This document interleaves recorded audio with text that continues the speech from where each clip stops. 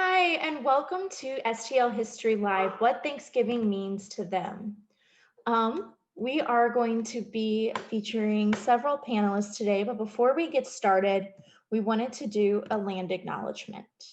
So we respectfully acknowledge that we are standing on the traditional ancestral lands of the Illini Confederation, the Missouri, and the Osage Nation. Knowing and acknowledging the history and the land we stand on is a way of honoring and expressing gratitude for the ancestral people who were on this land before us.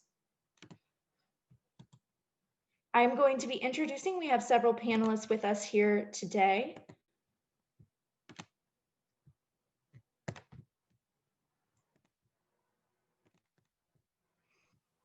We have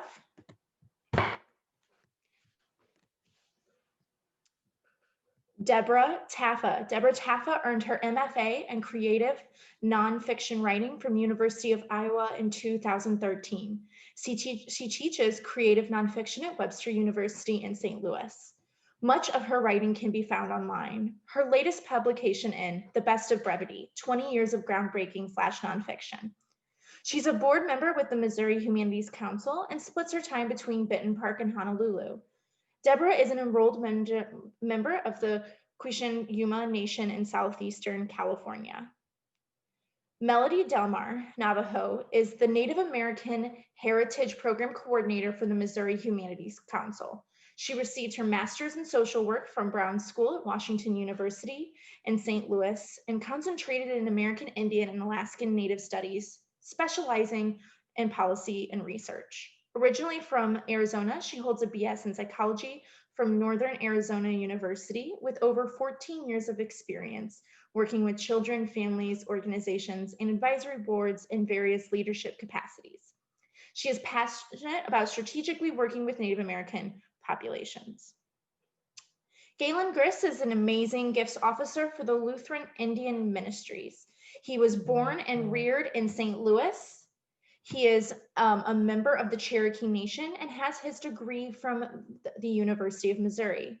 He serves on the advisory board and committees locally and statewide, which have to do with Native Americans. In addition, recently he served as a member of the Columbus Statue Commission of Tower Grove Park at the request of the board and their superintendent. In 2019, one of his poems was published as the first entry in the book, The St. Louis Anthology, edited by Ryan Schuessler. He has been married 27 years to his bride, Catherine, and they have 3 children and 6 grandchildren. Adria Brown is the member of the Chickasaw Nation, grew up in St. Louis, relocated to the East Coast for 7 years, and now lives back in her hometown. She earned a BA in Native American Studies and Art History from Dartmouth College in Hanover, New Hampshire.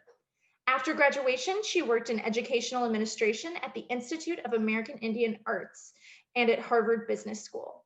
She recently received her MSW at Washington University in St. Louis, concentrating in serving American Indian and Alaskan Native communities. She now serves as the Family Learning Program Manager for We Stories, and in December will start as a curator for exhibitions and education at the Chickasaw Cultural Center in Sulphur, Oklahoma. Suzanne Jones. She has lived in the St. Louis area since 1999. She is currently employed as a high school science teacher, but is also a Native American storyteller, regalia seamstress, and beadworker. She is of mixed blood, being of European and Native American heritage, including a member of the Choctaw Nation of Oklahoma and descendant of Cherokee, Delaware, and Lumbee tribes. During her time in St. Louis, she has worked as an educator, not only as a teacher, but as the educational coordinator at an aquarium, a member of the American Indian Center of St. Louis, and the Missouri Humanities Council, and other organizations. I just want to thank every single one of you for being here tonight.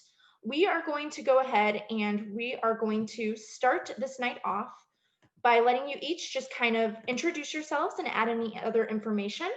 And tell us a little bit about how you kind of memorialize, commemorate, or celebrate, what traditions you have around this time of the year. We can go ahead and start with Deborah. Thank you, Sarah. Hi, everyone. So I was born on the Yuma Quechan Indian Reservation in southeastern California. I was the first member in my family to be born off reservation across the river in Yuma. And we moved to New Mexico, northern New Mexico, where my grandma came from. She was Laguna Pueblo when I started, well, maybe I was in the first grade, I guess, when we moved up there. And we very much treated Thanksgiving, despite the fact that it's a day of mourning for natives, as an American holiday. So I like to kind of delineate the difference between tribal traditions and American traditions, and highlight the fact that I'm a dual citizen. So I am a citizen of the Yuma Nation, and I'm a citizen of the United States. And because in the United States, this is treated as a national holiday where everyone takes off of work, they get time off, we gather around the table. It was something that all of the indigenous people I knew, friends, family, relatives, most everyone celebrated. So it was probably much like everyone's Thanksgiving, in that we gathered and we watched, me and my brothers and sisters would watch the Charlie Brown Thanksgiving, and we like to put black olives on all of our fingers and chase each other around, and we ate turkey at the table. Um, but in terms of my indigenous lens, you know, growing up in school, the teachers would talk about the pilgrims arriving on the East Coast and about meeting with the Wampanoag tribe out there. They didn't call them that, of course, they just called them Native Americans. That all seemed like a history that was very removed from my tribal history, even though I identified that we were all Pan-American Indians in a national sense. My history in the Southwest was very much focused on the arrival of the Spanish conquistadors coming up through the South and heading into places like Los Angeles or Santa Fe. Santa Fe is the oldest capital city in North America, the oldest European community west of the Mississippi. It was founded in 1609. That was very close to where I grew up.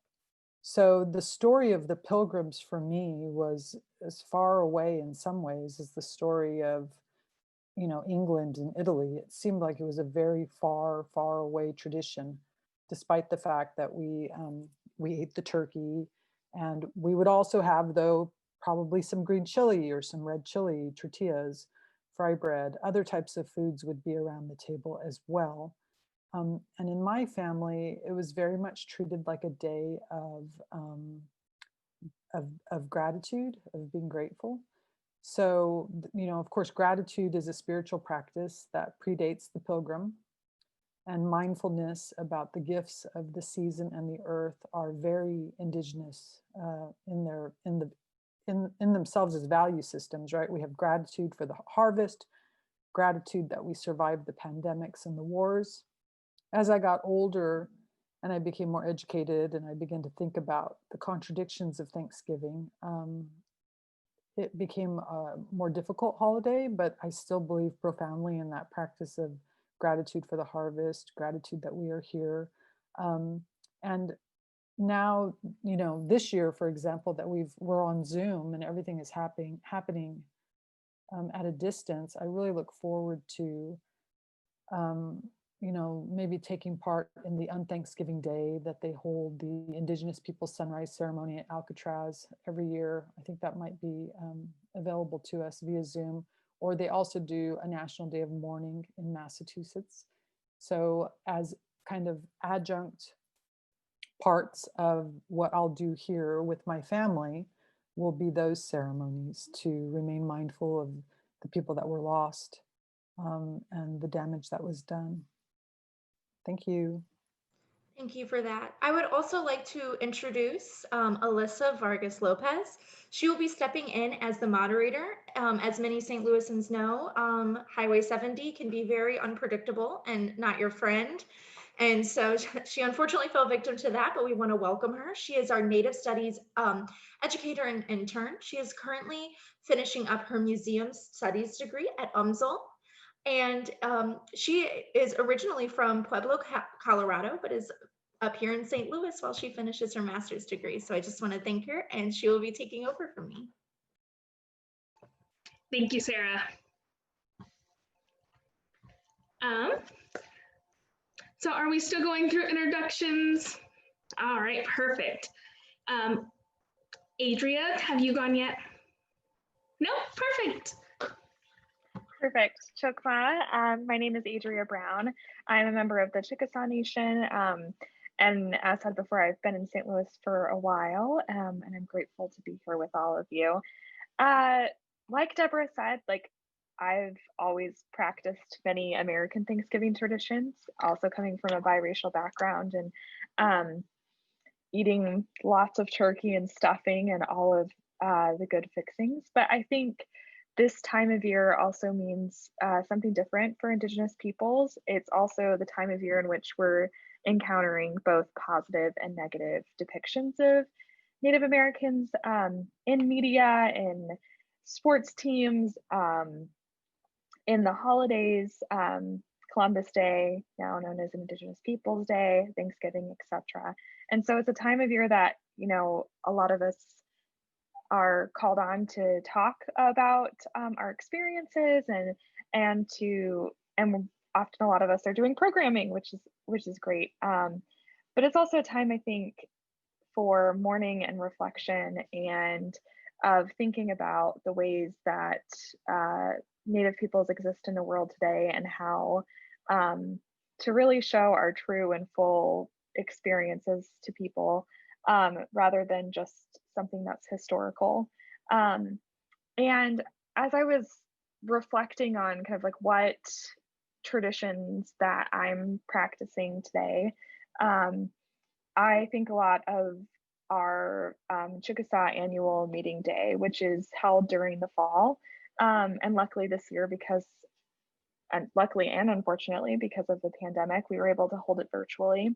And so to be able to meet with relatives and hear stories and discuss more business type things with others is a really important reminder to me that this time of year, as is the rest of the year, a moment of community building and community gathering. And that's something that I think is just so important for all of us during this time.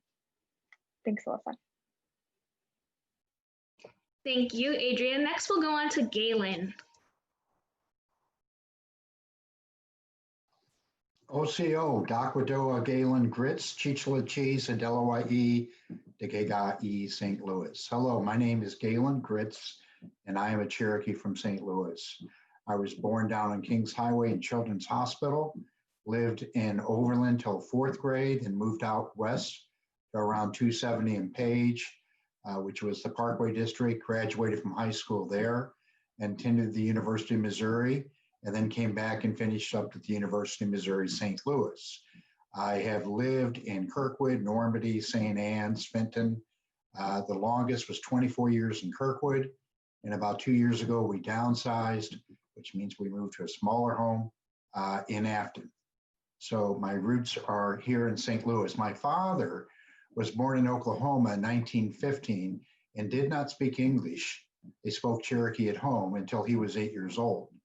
By that time, they caught up with him and found out he was living down this dirt road north of a very small town in Oklahoma and had him go to school.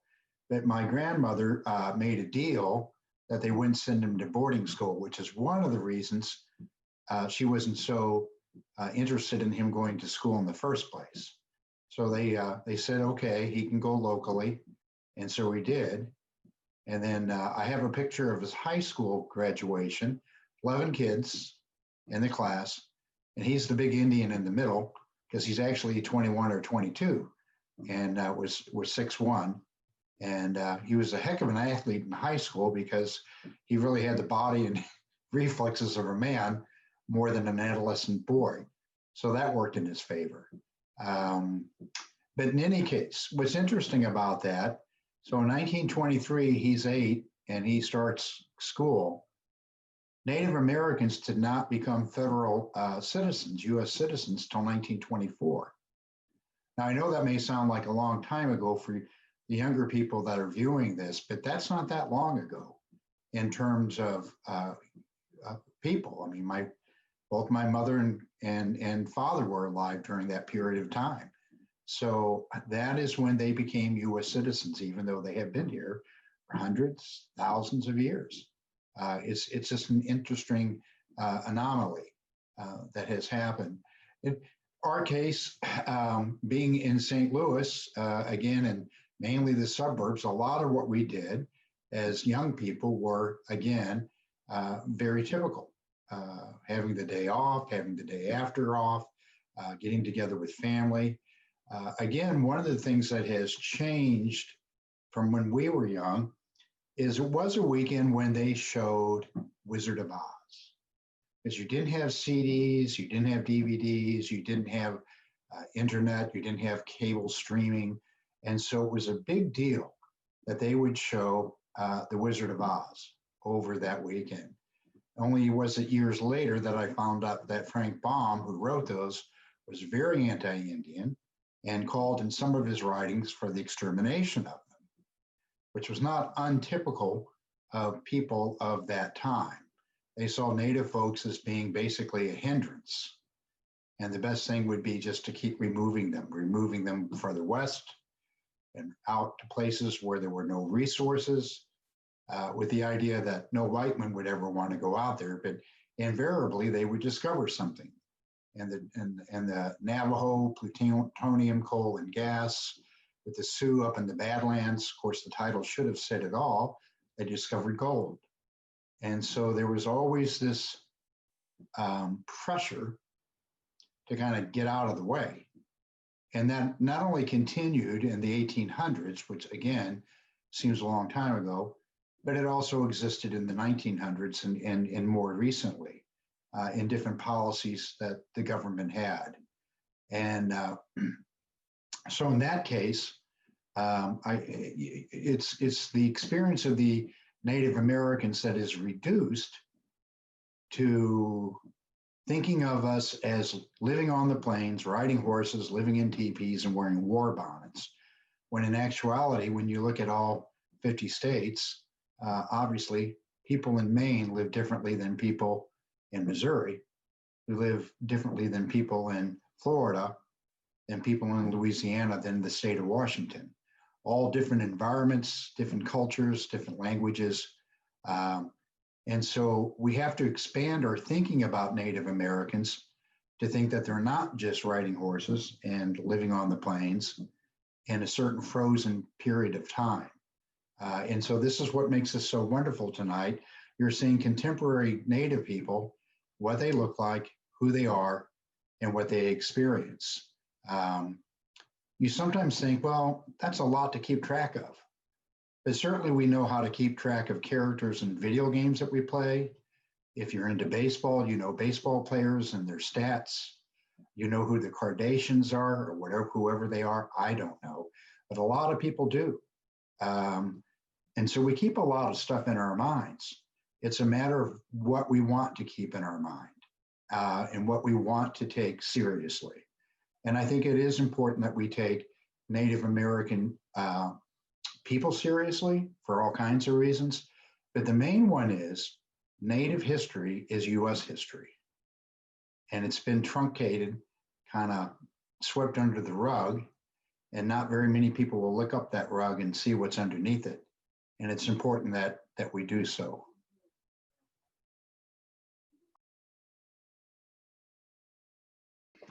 Thank you so much, Galen. Next we have Suzanne. Arito, Chama Chokma, Tajito, Suzanne Jones. Hello, how are you? My name is Suzanne Jones. I'm a member of Choctaw Tribe of Oklahoma. I've been sort of walking in those two worlds too. When I was younger, you know, I actually lived in Virginia. And I remember in elementary school being in the school play where I was one of the pilgrims, you know, planting corn with the natives and stuff like that. My Native heritage was somewhat hidden from me. My grandmother was white enough to pass, so it really wasn't brought up much in the family until I was older. And then she expressed that, yeah, you are part Native, actually from not only her, but from my grandfather. And we still had the traditional, turkey and dressing and all that for the meal and gathering together. But when I started to learn that I was part Native, I started to delve more into the learning of what happened. I have, I consider myself fairly well educated. I have a bachelor's degree in biology. I have a master's degree in biology. I went to get teaching certification. So I'm a high school science teacher. And so I went about sort of researching it and basically trying to discover my past and trying to learn about my tribes. I learned more about what happened. And I think a lot of that is covered up. I'm a high school teacher. And I will honestly say in the history classes, we really don't cover this. I've gone into my own school and I said, listen, I would like to do presentations, and I have. I've done it for minority scholars. I've done it for English classes. I've even done it for fine arts, FACS department. So Family Arts and Consumer Sciences, AKA home ec in my time in high school. And there's so much missing in the knowledge that people have about Native Americans. So like I've gone through and tried to learn more. And as I have learned more, whether that is through my storytelling, through the language, through making regalia, it tends to basically turn me off of celebrating Thanksgiving. I actually more celebrate the day after, which is Native American Heritage Day. On that day, I tend to make as many Native American or traditional meals as I can, dishes I can, and enjoy that. And then I remember the fact that it's been so hard for me to reclaim what was lost.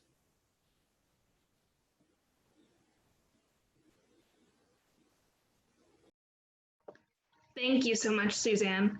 And lastly, we have Melody. Hi, good evening. I'm Melody. I am Navajo, and I just wanted to say thank you for having us this evening. I think one thing that I think of in terms of my Native American heritage that I shared from this morning is that we integrate a lot of my own teachings growing up in terms of, coming together and gathering as family members in terms of food, and also integrating our some of our ceremonies that we have around the harvest season in terms of it's our new moon harvest, and also on the other side of that, we have the American holiday of Thanksgiving, which, can be a very provocative holiday for a lot of Native, for us. And yeah, I also wanted to say I forgot to start out that I'm not from the Midwest. I'm from the Southwest originally. I've been living here for the past 4 years, and it's been quite an adjustment. I am closer to the East Coast tribes who had the first contact with the people who began to colonize the region. And so that's been different for me to learn about the tribes who've been here and the tribes who are no longer with us, unfortunately. So I'm glad to be here tonight. Well, thank you so much to all of our panelists. At this time, I would like to welcome everybody to ask some questions in our comments or in the question and answer section on Zoom. We would love to hear some of what you have questions about and to see what our panelists have in regards to answers. I will start us out. Galen, you did talk about the Native American experience and how often people think of it to be the same experience. We have this perception of Native Americans in our head, but sometimes that may not apply to other Native Americans. So how do you work to combat and challenge those stereotypes, especially during this time? And this is open to everybody, by the way.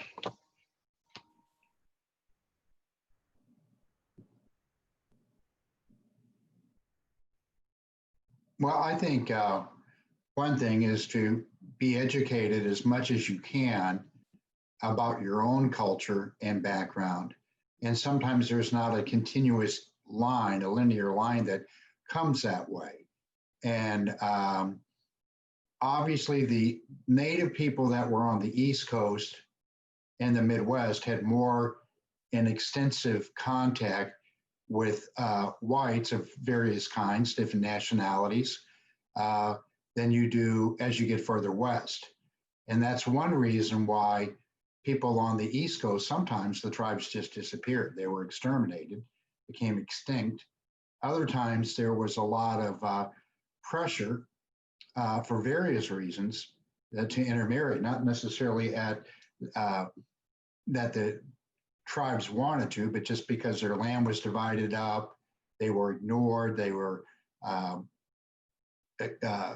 their culture as and geographically was broken up, and so it was hard for them to maintain their identity, so to speak, in a lot of ways, culturally, genetically, that kind of thing. The further west you get, with the Navajos, not a lot of people are going out to Navajo territory in the 1600s or 1700s.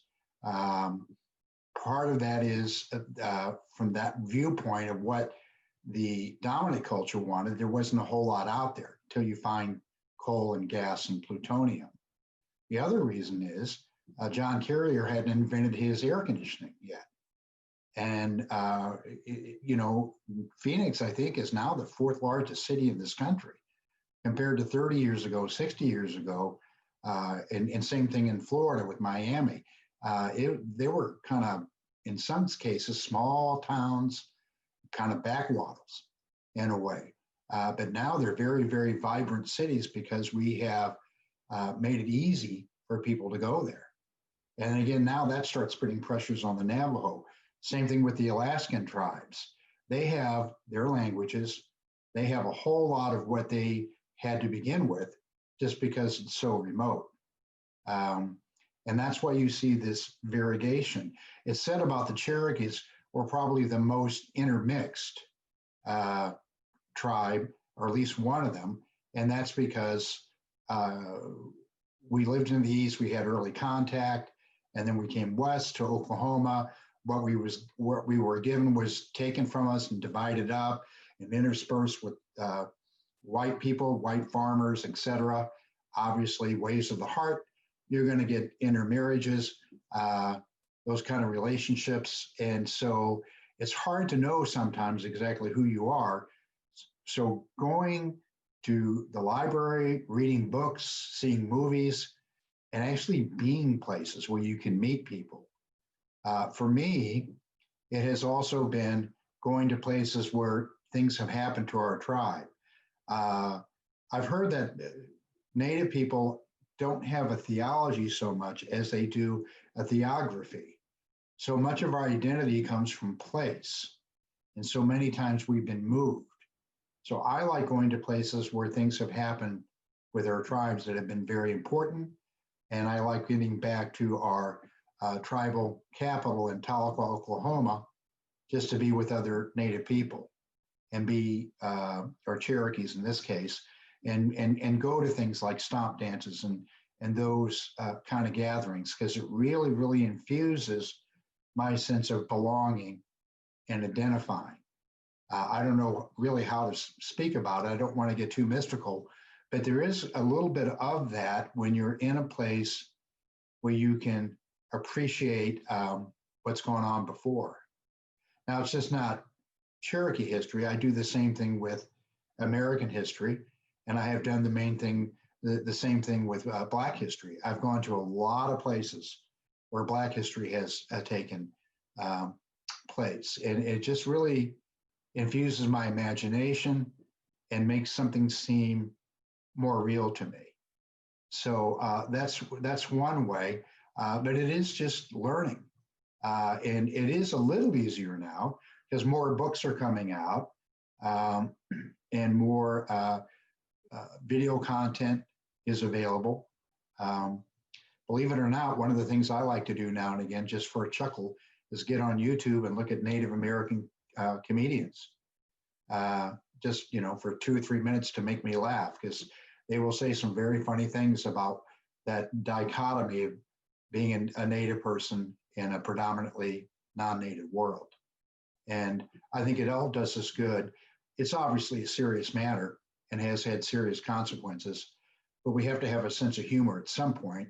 Otherwise, we might just cry about it. Alyssa, if I could add on a little bit, picking up on a little bit of what Galen said, I think the power of Native written literature, poetry, Native art, and Native music and film is an incredibly wonderful place to start. Growing up in St. Louis, there are obviously Native people, here we are. But growing up as a kid, hearing what people would say about Native peoples not existing anymore, or speaking of Native peoples as only, they're over in Cahokia, but like everybody's dead now. That was something that I heard over and over again. And I had my family, and my family traveled back to Oklahoma all the time so we could be around other family. But as I was getting older, my mom was very wonderful about making sure that I was reading Native authors' works, like Louise Erdrich, and being able to read those stories. Although I'm from a different tribe than many of the authors that I was reading, it provided me a unique way of looking into someone's experience and seeing how some of the things were really similar and some of them were really different. And especially as we are within this pandemic world, it can feel like there's not much we can do in a community, like physically. But I think there's so many opportunities, like Galen said, of like seeking out Native comedians, Native authors. This is like a small plug, but I was looking at the Smithsonian's Native American Heritage Month offerings, and right now they're doing a free film festival of recent Native films, so Native directors and their films. And that reminded me of how important it is to like keep up to date with what people are giving to the world, and seeing those experiences, many of which are very unlike my own experience, but providing me a way of making sure that my own thoughts about my Native experience is actually just my experience, and that there are so many more diverse, rich, and interesting experiences, and I learn and gain so much from recognizing that diversity. I would love to jump in there. I'm very appreciative of the fact that Audria highlights that being Native yourself doesn't make you an expert on tribes across the country. It just doesn't. I'm constantly learning and reading and trying to learn about other people's tribes, because I know that it's not a monolithic experience. We deserve to have narratives and counter narratives just like everyone else. And one way I explain it to my students is to think about the way it was actually a colonizer's strategy to apply the misnomer Indian to us, because it flattened and homogenized and simplified us, which made it easier to argue terra nullius, or nobody owns this land, because they are so uncivilized and uncultivated and they are not doing anything with it. When in fact we were farmers and we offered the world 2/3 of the world's food staples, and we had very, very complex cultures, one diverse from the other. An example I often give people is to consider the area of England, which is tiny, and yet we call the languages Welsh, Gaelic, Irish, Scottish. We separate them as if they are unique when they actually belong to one linguistic root, right? Well, in the United States, many tribal languages did not even share a language root. So for example, the Tongva in the Los Angeles area, which are just north of our tribe in Southeastern California, they speak a completely different language than we do with our Digueño language, which is San Diego through the Cocopah and the Yuma where I am. And it's, you know, if you met them, you could not kind of wrangle the language to understand it. It was completely different. So that simplification was a strategy that had a very negative effect on us. And I want to give credit where credit is due, because the Southwest was really, really attacked by Spaniards who were white people. They were from Spain, right? And it wasn't preserved. The land was not preserved in the Southwest as a given. California, for example, a lot of the languages are gone, and a majority of the native tribes out there were decimated, and they went extinct as people. Many, many California tribal languages are utterly and completely gone. In my tribe, we have very, very few Quechan speakers anymore. We have created a dictionary, and that's about it. How did the Southwest remain preserved? In 1680, there was the Pueblo Revolt, where they rose up, they organized with a rope that had knots. Everybody untied a knot every day till they got to the day when they rose up against their landlords and threw them out. And many of the Pueblos never signed a tribal treaty. They owned their land. They successfully pushed the colonizers out. In Texas, you have the Comanche who had horses. And if you read history books about that area, the Spaniards would try to come up and they would be stopped over and over at San Antonio. They could not get north of that border. It was a border of people who resisted, you know, people who fought. They were a very big tribe, and they were very successful in fighting them off. So a lot of courage and energy went into maintaining the lands in the Southwest. And of course, the thing that decimated the continent more than anything else was the killing off of bison and food sources, the killing off of wild mustangs. That made it hard for the Comanche to keep fighting. The killing off of the trampling of cattle, like the bull brutes that a lot of tribes used in mash to eat. That starvation was a huge part of being able to control our populations. So I'm stunned by how much there is to learn, and it's taken a lifetime to figure out, because frankly, an Indigenous child in this country is not taught these things in school, and it's up to them as they reach adulthood to have a scholarly bent and to look into academic libraries, because much of the information isn't even available on contemporary shelves, which is why I write. That's why I'm in the creative writing field.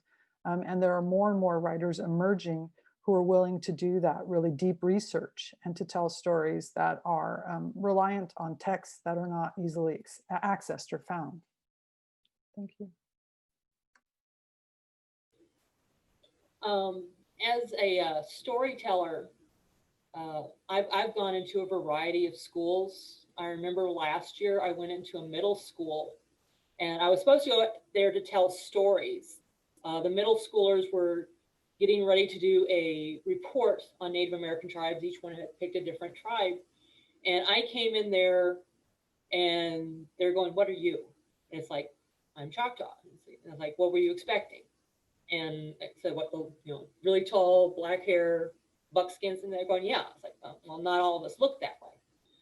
So I started doing my storytelling, and then I stopped for a minute. It's like, let's do a little question, Q&A going on.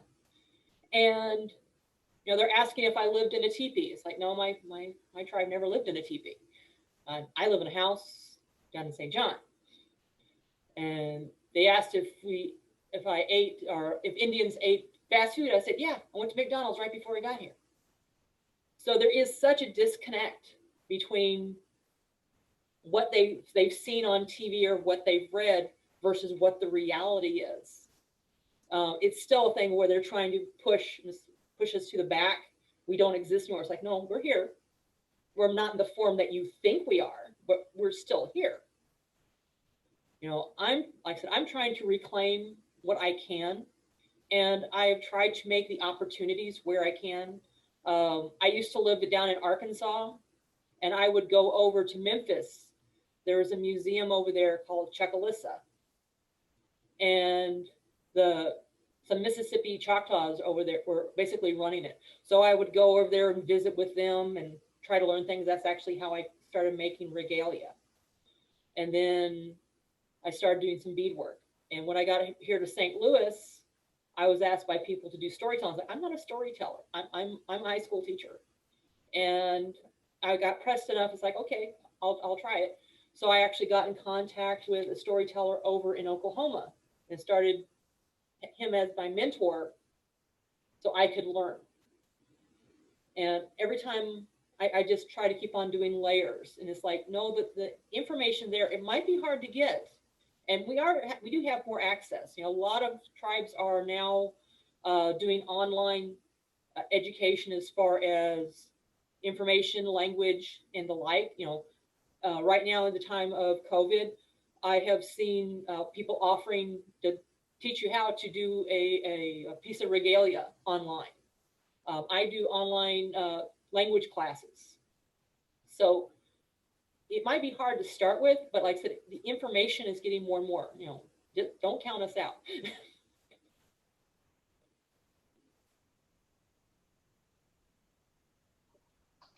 I once talked to a fifth grade class many years ago, and I got the same reaction. Where's your horse? Where's your headdress? So I asked them, where's your blunderbuss? Where's your pilgrim's hat? And where's that big buckle on your belt? And they got it, because you guys don't look white to me. It's not a matter of being frozen in time. And I think we all kind of have that way. When my wife and I were married, we had a harpist, and one of the songs that they played is I Can't Help Falling in Love. And so afterwards at the reception, a 5-year-old nephew came up and looked at us and said, you're not married. We said, what? He said, you were just there. And he goes, well, they didn't play the dum, dum, da dum, dum, dum, da dum song. So you can't possibly be married. Well, in his mind, obviously, that's what he heard at weddings. He never heard Can't Falling in Love. So we do get trapped in our own minds sometimes, in our own expectations. And sometimes that's necessary because it's shorthand. But in the long run, it's not very good when we don't have to make those kind of quick decisions to survive. We're not out in the woods, hunting a deer, and we might get attacked by a bear. In those kind of instances, you have to have those shortcuts in your minds. Most of us are very comfortable today. We go to the store, we have a house with heat, we have a roof. So we have time to just kind of stretch out our minds a bit and look for bigger patterns and look for bigger things happening. And I just think that it's important that we do keep a very, very open mind about these kind of things.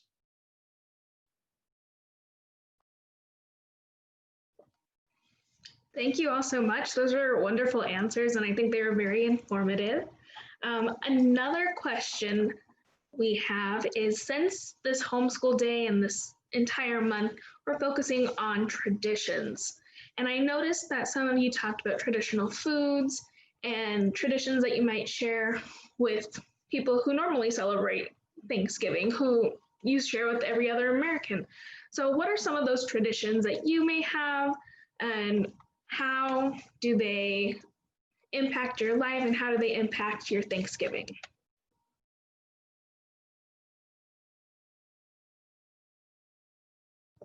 I realize the second half of that question was a little not the greatest.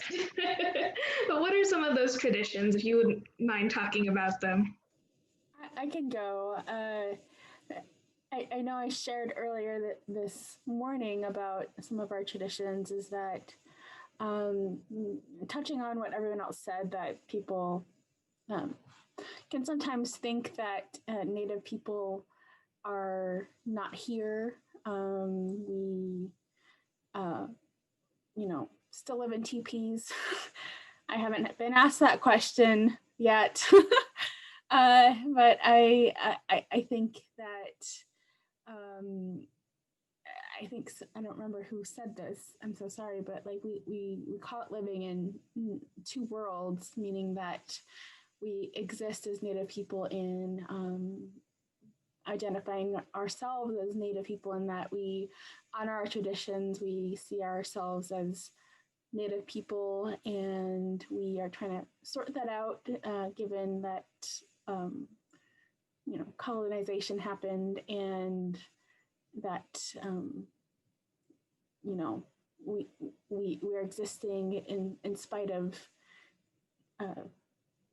all the atrocities that happened toward us, and at the same time we live in modern times.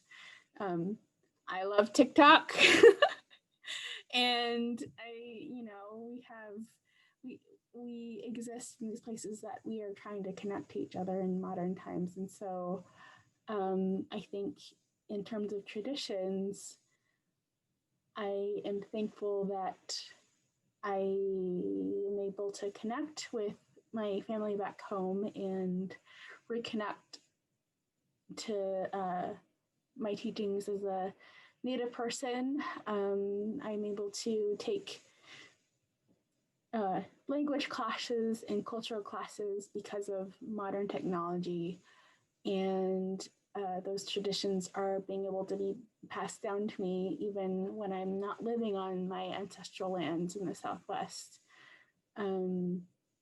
So I think that has been really great for myself.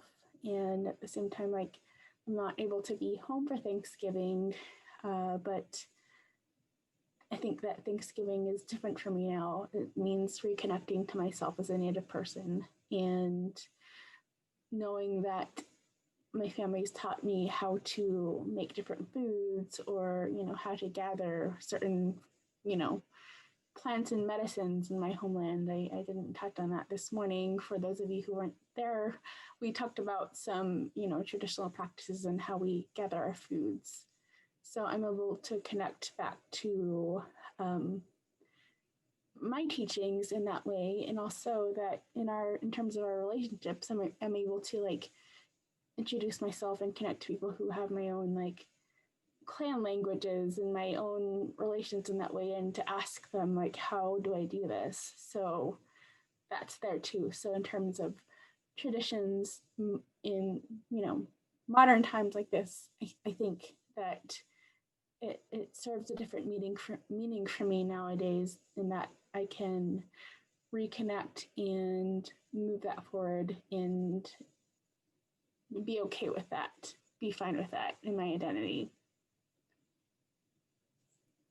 I like that end note on that, because I think, traditions evolve and change. That's kind of the concept of a tradition in a way, especially if it's a healing ceremony, is that, the world has somehow become out of balance, and the ceremony is designed to put the world back into balance. And if it doesn't work, then it has to evolve. So for example, the pandemics that hit in early Native America, they caused a very big spiritual crisis, because people could not treat chicken pox or smallpox. They did not know, the medicine men that we had didn't know how to respond to that. And so some of the ceremonies that were currently practiced being ineffective, they knew that they had to evolve and change. And the other thing about traditions, indigenous traditions, is that they're land-based. So I moved to St. Louis from Albuquerque in 2002.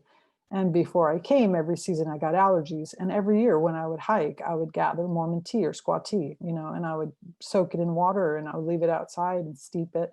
And it's ephedra, basically, which is an allergy medication that they actually put into pharmaceutical medicine and I drank the tea and my hay fever would go away. It treated my hay fever. Well, moving out to Missouri, there is no Mormon tea growing in the woods behind my house anymore. And so I've experienced a loss of traditions because of the geographic change that I have undergone. And like today, I'm speaking to you from Oahu. So what I do to maintain indigenous traditions is I always try to be aware of whose indigenous land I'm on.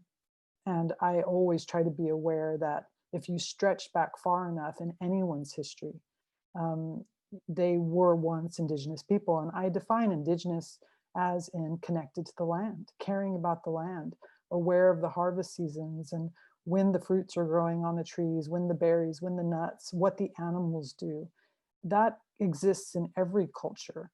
And to me, being an indigenous person means recognizing that there is a reciprocity with the land, that the land remembers me and I remember the land. And so, for example, here on Oahu, my son-in-law is Hawaiian, and his mother comes over a lot, and she teaches me about the Hawaiian way and the way to be in Hawaii. And I try to respect that. I try to remember that I'm a guest here. And that's how I like to travel. When I travel, is I like to try to think about myself as a guest on someone's ancestral land. And if there's a tradition, an indigenous tradition that I believe everyone can practice, it is that, it's that mindset.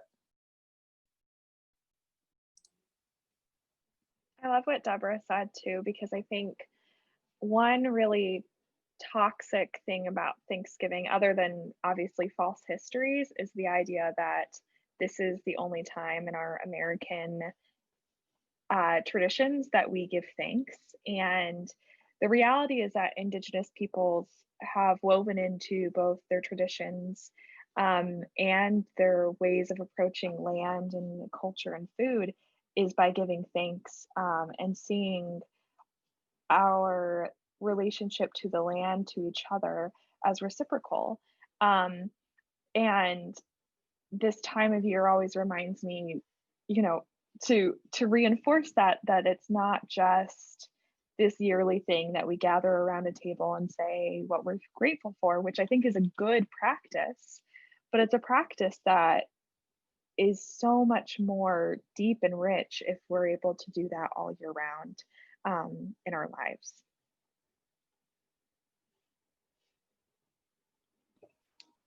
And we did get a question in our chat, and it asks, do you celebrate Christmas?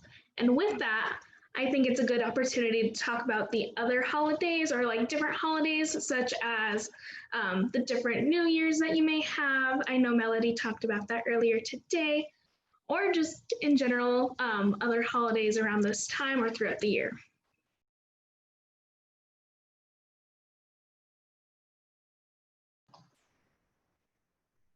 I did see Suzanne comment there, and she put, yes, I do. It may not look like a standard Christmas tree, but her tree is covered with Native American inspired decoration. So I've got like a little dream catcher somebody gave me. The Choctaw tribe sends out yearly decorations for the tree. I have some ceramic Christmas balls that are actually carved. So like I said, it's not necessarily the standard looking tree, but it's mine.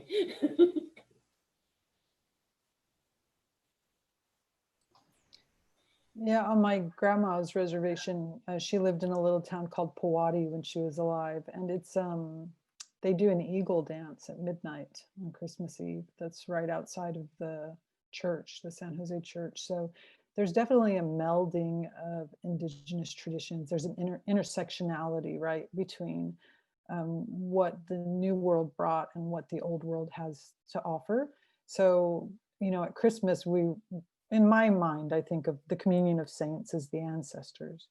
And there's sort of a transfer of language that matches. And I would highlight that this is not unique. I mean, anybody who's read Beowulf, right? It's all about Christianity arriving in England and the old world kind of translating into the new. We know that the Christmas tree, has its origins in sort of an indigenous belief system to begin with as a symbol. So it's just that for us, it happened more recently. And I was always shocked growing up at how many people, Christian people, that bothered, because I think that it happened in Europe. It's happened everywhere, that when a new belief system comes in, it kind of, it blends together with the old and it becomes a part of it, the same but different. Right. I just want to echo that the intermingling of being a Native person, but also living in a world where, we're brought up with these, different practices. And an example of that with myself as a Navajo person, I was brought up in a Christian home, but I shared earlier that I don't identify in that way anymore. But I remember, singing Christian hymns in my own language that helped me to learn my own language. And I still hold those dear to my heart. And I know those songs, but that's an example of, like, I guess, in a way, indigenizing or trying to identify, a religion or Christmas. And you'll definitely go, if you go back to my own res, we had holiday bazaars where we make different angels look like they're Navajo, or try to make Christmassy things look like they're Native. So yeah, I definitely identify with that. Yeah, it reminds me, I'll be quick, but it reminds me of my great grandfather, what has kept and then passed down to us a book of Chickasaw hymns. And although that's not something, a religion I practice, it's one of our most cherished family possessions because it records his way of thinking and his attempts at maintaining his language and doing it in such a way in which he got to sing and express his faith. And I think sometimes there's a misconception that Native peoples have to forsake one thing or the other to be pure or to be a certain way. And his life reminds me that we are really complex and we live in a complicated world, and a lot of us have multiple layers and are doing different things. So we can have a Native Christmas tree and sing our Christmas hymns, or that can be absolutely not our experience. It's all kind of there. Well, certainly I celebrate Christmas because I like to get gifts, and I also like to give them. But part of the issue is historically, obviously, there was a real effort to exterminate. Not if you couldn't get a hold of them and kill them, was the culture, and of course there's that very famous saying by the superintendent of Carlisle in Carlisle, Pennsylvania. Pratt was his name. He'd been a general, I believe, in the Civil War. He said, you have to kill the Indian to save the man, meaning get rid of the long hair, get rid of their language, get rid of everything that they are, and convert them into many white people. And of course, the thing is, when it's all said and done, and you stripped away all which makes the person, you could still look at them and say, well, you're still an Indian, and effectively remove them from anything that, that was allowed them to move ahead in the dominant culture. I mean, you have to wonder when the first Native American federal judge was, or maybe even county judge, those kind of things, because the doors were not open for that, for those kind of experiences or that kind of wealth gathering or that kind of education. If you had the abilities, usually doors would shut against you in different fashions. And so there was this thinking that you could not be a Christian and be an Indian, and that was taught to American Indians. And so consequently, when you see the boarding school pictures, you see all these Native kids of different ages in little military uniforms, playing band instruments, which were foreign to them, and marching around and keeping schedules, all these different things which were not natural to them, were not part of their heritage. And you have to remember that they were separated from their parents and sometimes their siblings, forced together with people they did not know, and punished for speaking their own languages. And oftentimes they got sick and suffered or died miles, thousands of miles away from their home. So it's a very sad thing.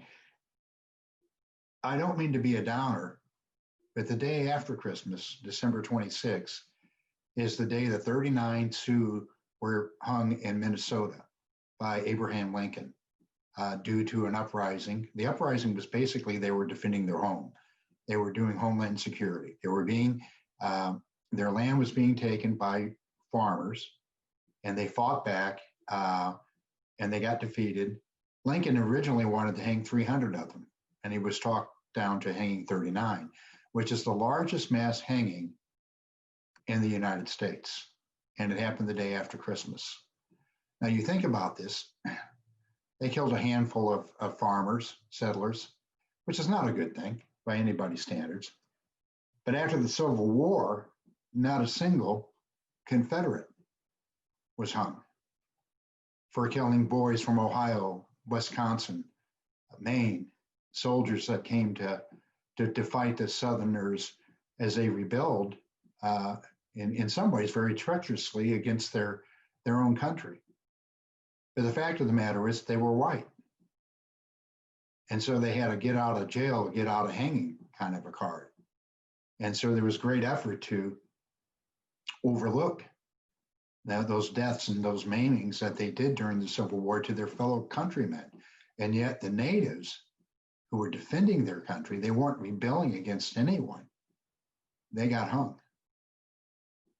So if you look at the dates of history and if you remember them, I always think of that right after Christmas. Like I said, I don't mean to be a downer. It's just one of those things that I happen to know. And so it is a little bit humbling, I guess, to be aware of that.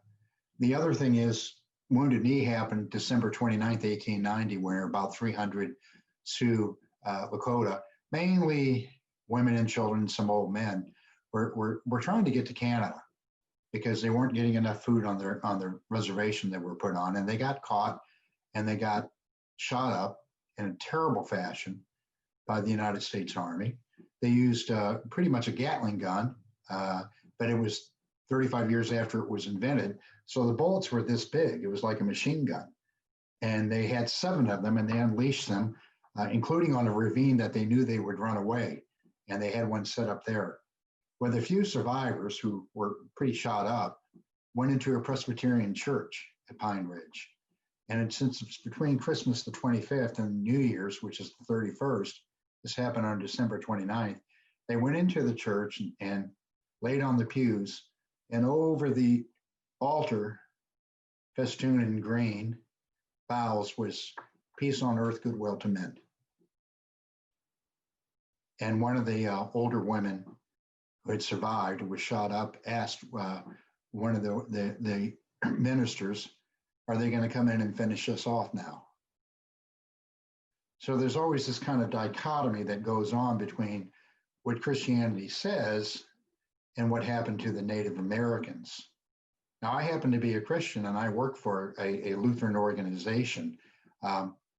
What people have done in the past isn't necessarily what is intended, but it did happen.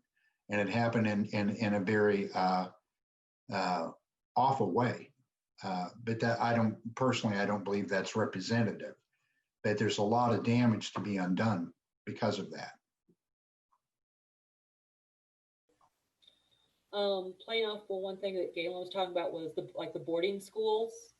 A lot of people think that's in the past, and really it's not that far. I think here in the United States, they were in the 1960s and 70s. Up in Canada, they were in the 1990s. Up in Canada right now, they do have what they call an Orange Shirt Day, which I believe is September 30th.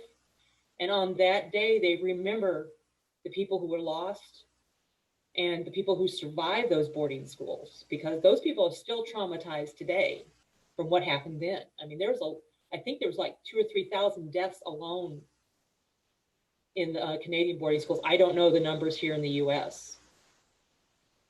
But that's a holiday I actually, I have a shirt I made specially for that one. And I would I'll tell anybody who asks me about my shirt what it's about.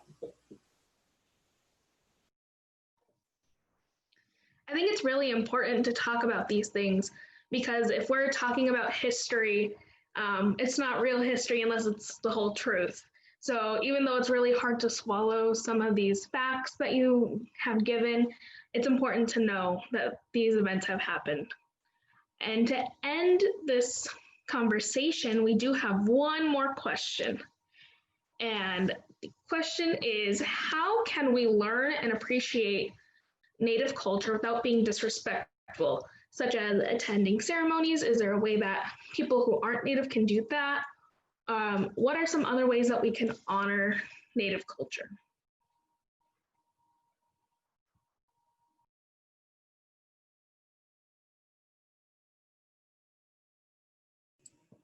I think that attending something like this is one way. A lot of the conversation is, as a non-Native person, is not having that conversation. It's sitting back and listening, because we as Native people live in a world that wasn't created for us. It's a world that, you know, was meant to like take us out of the picture. We are we are often othered in the population, if you saw the headlines recently. So I would say that sitting back and listening when you are in the presence of Native people and just, taking it in and learning about culture, reading books. Adria just shared this link about the Dakota 38. I would recommend just watching that. And I know Deb has, her connections as a marketing, I'm sorry, not marketing, as a person in the field who's an expert in talking about literature and following Native people who are doing the work and just simply learning about it. So I think, and also contributing to people who are talking about this and teaching about it. There's a lot of, often the work falls on Native people to teach non-Natives about who we are and our struggles. And that's a lot, it's a lot of labor. So I would encourage you to seek out these people who are talking about our issues and who we are as people. I would say buy things from Native artisans too. Look them up online, Native clothing, Native made clothing, Native made jewelry, Native writers, like she said, just Googling it is valuable. I think as well, right now, obviously with COVID, this is who knows. But in Washington U has their annual powwow in the spring. And since we're talking to local people, that's a beautiful place to go. Last year it was canceled at the 30th anniversary. This will be the 31st. I don't know what the plans are for it, but eventually, one of these days, COVID isn't necessarily going to go away, but it should be reduced in its effect, which is good, thank goodness. But think about the powwow in the spring. So if you're in third grade, wait till you're in fifth. If you're in fifth grade, wait till you're in seventh. It's a great way to go down and see, again, it's not all Native people, but to get a slice of it. It's very dramatic, beautiful music, wonderful regalia, great food, and a whole bunch of stuff you can buy, and games that you can play too, because they have a section for children. And it's really the largest powwow in the area. I think you have to go to either Kansas City or Chicago to find another one. There's some smaller ones out in mid-Missouri, but this is a first-rate deal. The other thing from a historical perspective, if you have not been, go to Cahokia. It's just minutes from the Arch, and it is a World Heritage Site, just like the Colosseum in Rome is, just like Stonehenge is. This is in our backyard, so to speak. So if you haven't been there, you should go there. Again, they have a nice little gift shop. It's a little pricey. And they also have an art show once or twice a year over there, where the whole place is just filled with native people selling their wares. And this is another plug, so to speak. There's something new in St. Louis, and this is more for teachers and parents, called the Alliance for Native Programming and Initiatives. It's Washington U, the Humanities Council, Missouri History Museum, St. Louis Zoo, Art Museum, and Lutheran Indian Ministries have gotten together. We have a website. It's becoming more robust as time goes on, about programs and events that are happening in the area that have to do with Native people. Because every so often the art museum might have a Native artist displayed and no one would ever know. So this way we can kind of share what's going on. And it may seem funny that the St. Louis Zoo is involved, but they have a very, very brawny program when it comes to introducing the right kind of pollinators, butterflies, wasps, bees, in order for Native people to get their native foods back. And because quite often, if you live out on a res somewhere, or even out in the country in Oklahoma, the nearest place you can eat or get something to eat is fast food or Walmart. And so they tend to become overweight and have diabetes at a higher percentage than a lot of the other ethnic groups. That's not how we were originally when we ate our own food. So in order to get the food back, you need the native pollinators. That's why the zoo is really, really leading in that way. And again, a lot of people in St. Louis don't know about that. So anyway, that's called the Alliance for Native Programming and Initiatives, or ANPI for short, for any teachers or parents that might want to look that up online. But again, the powwow and Cahokia are strong places to actually go and experience locally. And before I let you go, I do apologize that we're a little over time. Would you mind defining a powwow for our audience?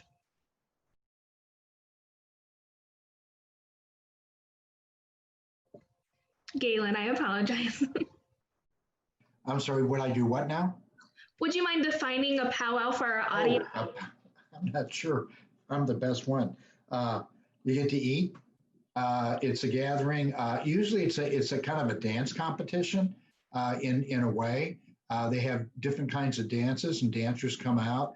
But also it's really kind of a cultural way of people to get together, because we don't have any place else in St. Louis. We don't have an Indian center. We don't have a headquarters or a capital of a tribe that's here, because there are no tribes here as far as living on in a certain area in St. Louis. So it is really a way to get together and share, be Native. And it's very inviting. You do not have to be Native. There are probably certain protocols that you should be aware of, but they hand you a sheet when you come in any case, and you can get online and see what those are. But really, it's kind of a way of immersing yourself in a slice of Native American. Again, it tends to look a little bit more Western Plains because of the regalia and sometimes the dances.